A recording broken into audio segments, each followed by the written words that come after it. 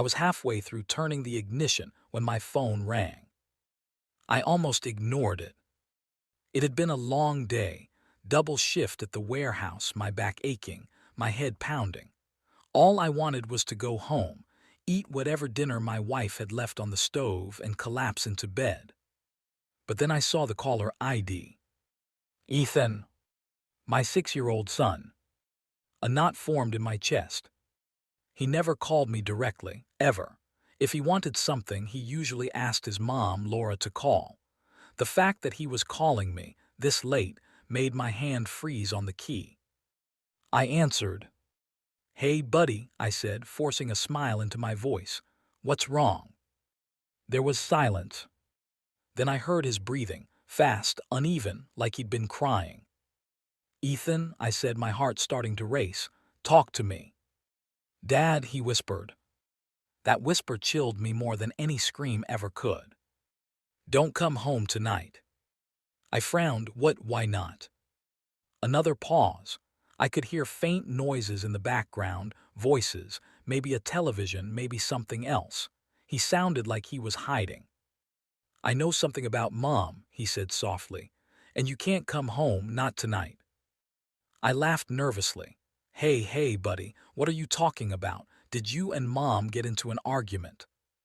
"No," he said quickly. "She doesn't know I'm calling you." My stomach dropped. "Ethan," I said slowly, carefully, "where are you right now?" "In my room," he whispered. "I locked the door." That did it. I turned the engine off. "Listen to me," I said. "Are you safe?" "Yes," he said. "But Dad, please, promise me you won't come home." I swallowed hard. "Why?" Another long pause. Then, "She has someone here." I exhaled, relieved for just a second. "Ethan, honey, Mom is allowed to have friends." "No," he interrupted, his voice cracked. "Not like this. He came through the back door, and Mom told me to stay in my room. She's acting different." My chest tightened.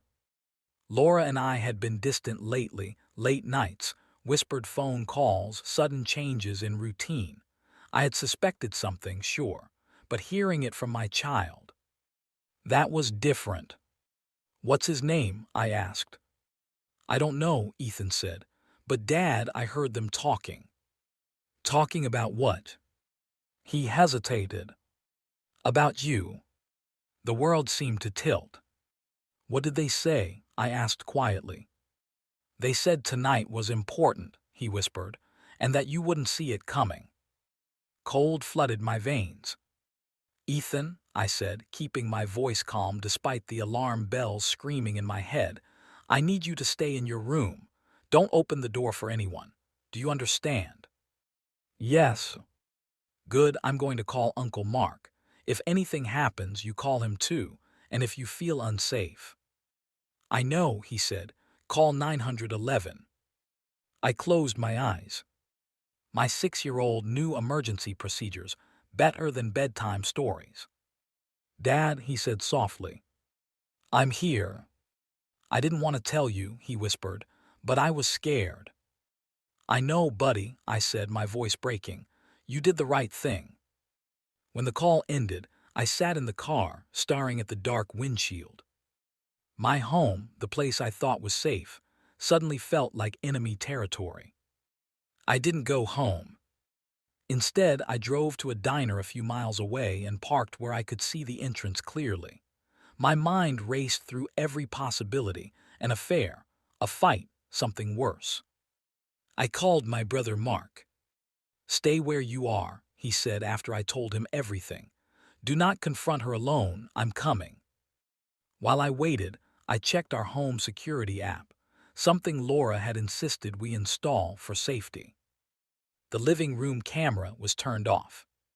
So was the back door camera. Only one was still active. Ethan's hallway. I hesitated, then opened the feed. The image was grainy but clear enough. Laura stood in the hallway. She wasn't alone. A man stood beside her, tall, broad-shouldered, unfamiliar. He leaned close to her, speaking urgently. She nodded, her face tense.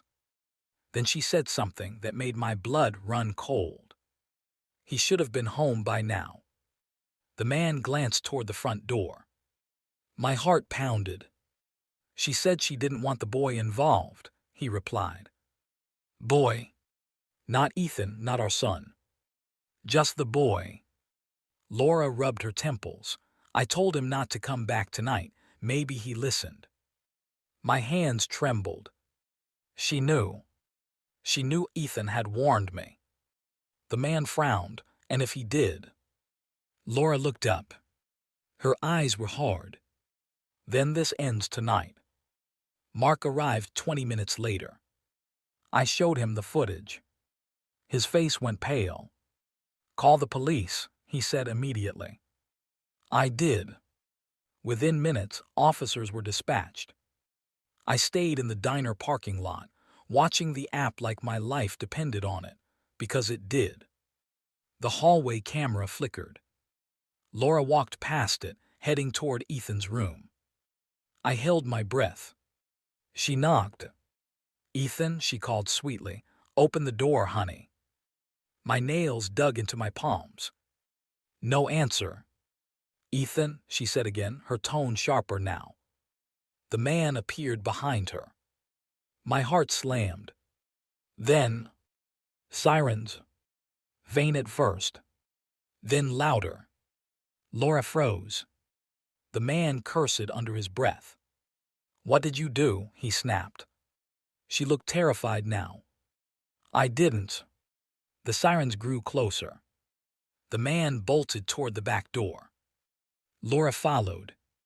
Police lights flooded the camera view. Officers stormed the house. I collapsed back against the car seat, shaking. They arrested the man in the backyard. Laura was handcuffed in the living room. Ethan was found locked safely in his room, clutching his stuffed dinosaur. He ran into my arms when they brought him out.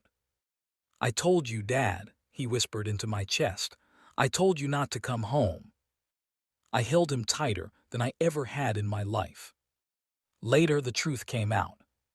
The man was someone Laura had been seeing for months, someone with a violent past, someone she owed money to.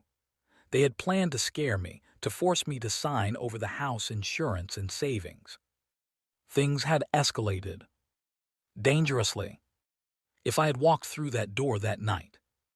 The officer didn't finish the sentence. He didn't have to. Laura is gone now. So is the life I thought I had. But every night when I tuck Ethan into bed, I look at him and think about how a scared little boy saved my life, just by trusting his instincts and loving his dad enough to make a call. Sometimes heroes don't wear uniforms. Sometimes they're 6 years old, whispering into a phone saying, Dad, don't come home tonight.